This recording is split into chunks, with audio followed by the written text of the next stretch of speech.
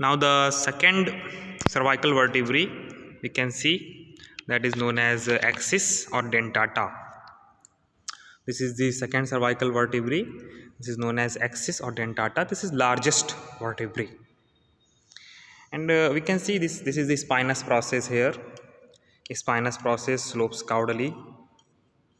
Cranial end of the body is in the form of projected plate in this position that is found. This is the caudal articular process, which is well developed, directed backward. This is the transverse process. So in another specimen, that is separated specimen, so here we are having, this one is the atlas, this is the axis. So in the axis, this is also called dentata, as I told you, and the dorsal is, this is the spinous process that is slopes caudally. Here we can see, and here we can see this is remains in this position like this here. So this is the fovea dentis. This is the fovea dentis of atlas, and this is the dentate process or dentata or dens or odontoid process. This is odontoid process. This is the articular surface or articular plate. Then we can see another structures, it is axis, as I told you that it is the largest vertebrae, in which we can see that the cranial end of the body is in the form of projected plate, that is called odontoid process, which we can see here.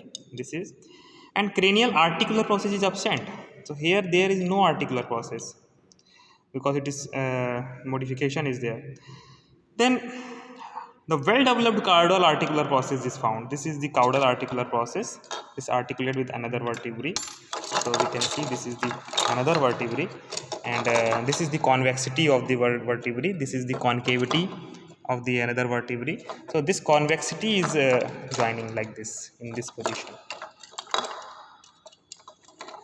here, like this. It is inserted here in this way. So that is why this is the articular process that is projected backward. And intervertebral foramen is behind the notch. So this is the notch. This is the intervertebral foramen, as we can see. And the another foramen, that is foramen transversarium, which is narrow. This is the transverse process.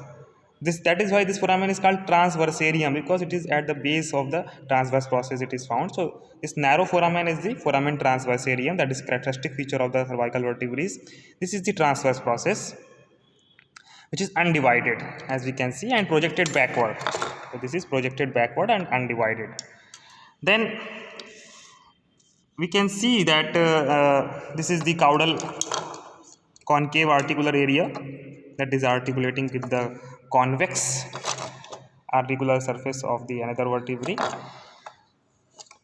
So these are this is ventral tubercle. So these are the characteristic features of the axis vertebrae in ox.